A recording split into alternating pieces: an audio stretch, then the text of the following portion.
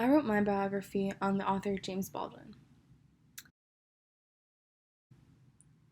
This is how I formatted my presentation, beginning with historical background, specifically Harlem, because it is so important to his life and writing. Then I move on to his early life, early career, then his writing, later life, and finally, his legacy and impact after his death. For some historical background, Baldwin's mother moved to Harlem in the Great Migration, where many African Americans left the South, migrating north to escape the violence, segregation, and discrimination they faced. Harlem in the 1920s went through what is known as the Harlem Renaissance, or, as Baldwin says, the Negro Renaissance is an elegant term which means that white people had discovered that Negroes could act and write as well as sing and dance, and this Renaissance was not destined to last very long. The success of the Cotton Club is a great example of where all white patrons came to see all black performers. In addition to the increased population of African Americans, there are many immigrants from various places, including the Caribbean, Ireland, Poland, and Finland. One thing that most people faced in Harlem was poverty and class inequality. On Baldwin's early life, he was born on August 2, 1924, in Harlem Hospital, to a single mother. He was the oldest of 8. His mother married a preacher, David Baldwin, when he was 3. His love of poetry, writing, and art began in school, where he was influenced by his teachers Gertrude Elise Ayer and Orilla Miller. County Cullen was particularly important because he really took Baldwin under his wing and helped him develop his writing. Cullen actually recommended that he apply to DeWitt Clinton High School in the Bronx. After high school, he left Harlem, living in various places in New York City. In the summer of 1943, his stepfather died, so he had to move back to Harlem to help his mother out. In addition to taking care of his siblings, he took odd jobs to support them. To escape the stresses of his daily life, he spent more and more time in Greenwich Village. Eventually, he moved there to get more inspiration for his writing, with his mentor, Buford Delaney.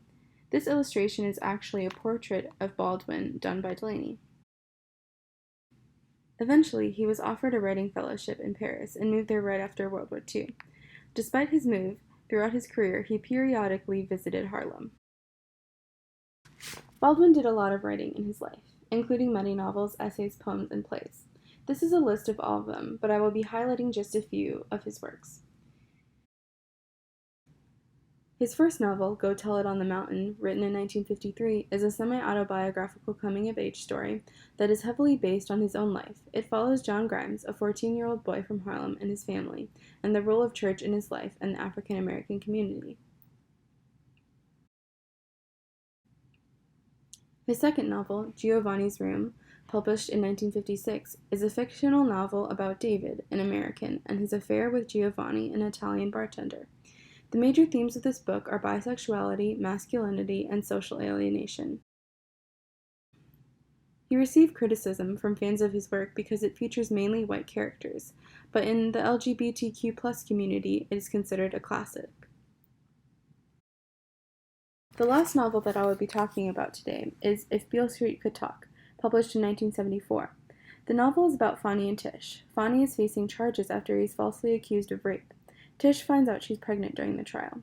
This novel was adapted into a movie in 2018 and was directed by Barry Jenkins.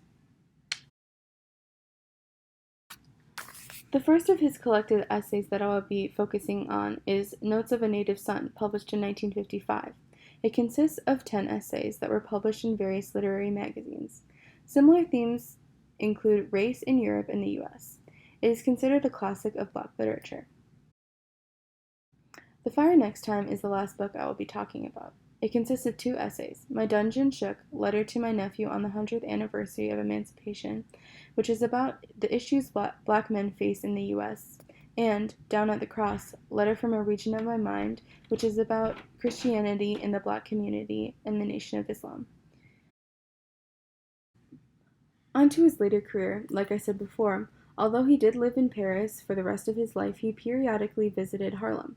Baldwin and Malcolm X were similar in a lot of ways, but this relationship was complicated because X did not accept Baldwin's openness about his sexuality.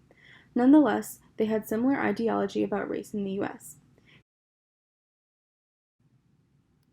He also did a lot with politics, touring and giving talks in the U.S. South, as well as talking with Robert Kennedy, who took his opinion very seriously. Kennedy considered him a spokesperson for Black America, but Baldwin rejected this label. He faced alienation from the Black community because of his sexuality up until his death in 1987. He left some unfinished works, most notably the book Remember This House, which was about prominent figures of the civil rights movement, which would later be made into a documentary, I Am Not Your Negro, produced by Raoul Peck in 2016. In addition to this, he made large contributions to Black literature, both in terms of the volume of his writings, but also inspired many other authors in the genre. He also made large contributions to LGBTQ+ literature, and was one of the pioneers of the genre at the time, when it was largely not accepted. Lastly, he was one of the first to write about the intersectionality of being LGBTQ+ and African American.